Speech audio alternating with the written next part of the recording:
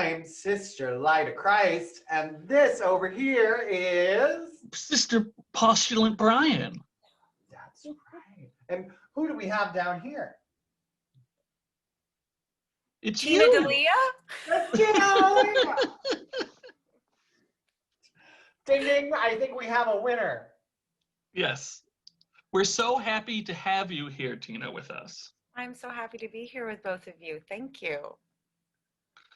Now, we know that you are a mixed race, Latina, lesbian, queer identified, feminist artist and professional actor, casting director, screenwriter, solo performer, acting teacher, public speaking trainer, and performance coach. Whew. With all of that, all of the characters that you've cast and played over the years, we want to know, we're talking about AFAB, what makes your character Sophia distinct? Love the question. So Sophia is, she has a sense, she has a spirit that I have in all these hats that I wear, which is, I was even an independent kid.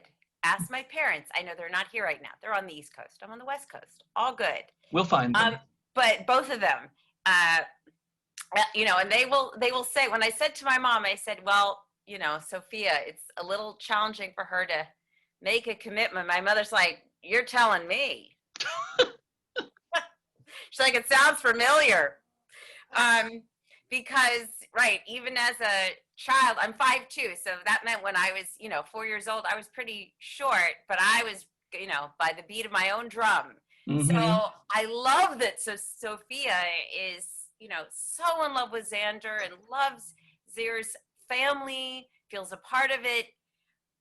And what a freaking conflict it is that I can relate to with Sophia. And, you know, and as a person, here I am wearing so many hats. I've never wanted to be in one, you know, in one category, in one place, one box. And Sophia wants to keep following her trajectory and where her heart wants to go. So her heart,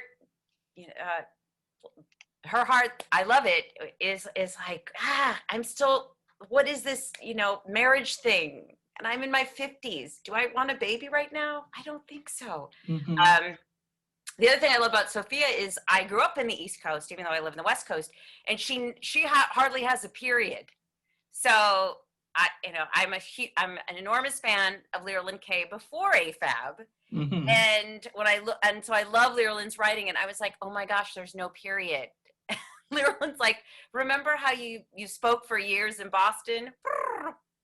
So I love that it's so fabulous. I was like, even her monologues, Sophia's monologues, I was like, I don't have a period. How do I pause? How do I breathe? And yet I do resonate with that language. I feel like I kind of grew up and I had this extroverted, very quirky language. And so, I feel like I really resonate with the character, with the essence of how Lyra Lynn creates every character differently. And then in Lyra Lynn, in their casting, I feel like they really nailed it with, you know, how I'm aligned with this character that I feel connected to, even though we're different people. Fabulous. And I want to know, I happen to have found out that you, in 2015, you were honored by the awards of Executive Producer and Trailblazer from the Equality International Film Festival for your diverse and authentic content in your work and the prominent roles for women of color, queer, and trans characters. So what's it like to be honored by the Equality International Film Festival? Oh my gosh, I was really stunned. I was really speechless. I couldn't quite believe it. It was such a beautiful award ceremony. That one was held, gosh, going back now, it was like this beautiful hotel in Sacramento in 2015. And I sort of remember I felt like I was having a big moment, but and all I could keep saying was like, thank you, and thank you, and thank you. And what I really loved about it is feeling honored that all the things that I love to do. That's why I love that this that this project AFAB is so rooted in, you know, QPOC, in non-binary, in cast and crew, in really making sure that that the practice and the politics and the caring, and you know, when I'm stressed, that the caring and the love is coming through, and also from the people that I want to see in leadership that get their due are getting their due. So in 2015, it was a great honor because so much of what I wanted to do since I was young was, you know, there's so many ways that people aren't represented, and through solo performance, through casting, through collaborating, that's how I feel like I'm able to give more folks opportunities. So as people of color, as young folks, as queer folks, as trans folks, as non-binary folks, and once in a while I get that special, you know, message back from somebody who's saying, you know, I just want you to know that I just completed this work that you helped cast me in, and no one would have ever seen me, you know, as a Black, non-binary, Muslim actor that didn't have a manager, didn't have an agent, and here I am, I'm having, you know, this great opportunity. So that was a beautiful honor, and thank you for asking. Yes.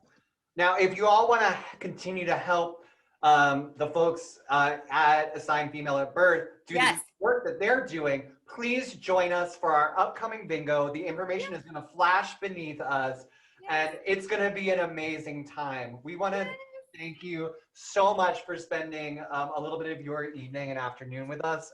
And please be safe out there. Wash your hands, wear your mask, and don't give up your shot when it comes. That's right. That's right. Thank you so much for this opportunity.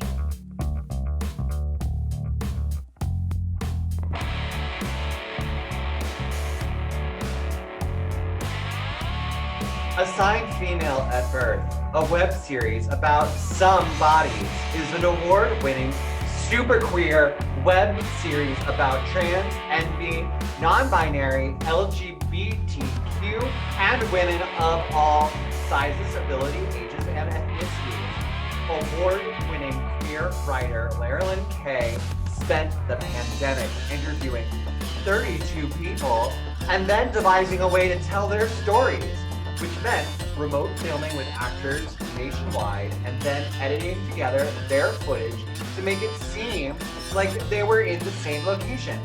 AFAB has completed 5 of the 6 episodes in season 1, involves 32 interviewees, a cast of 24, a crew of 15, and can be seen on YouTube at Another Country TV. That's www.youtube.com/C/Another Country TV. Check it out.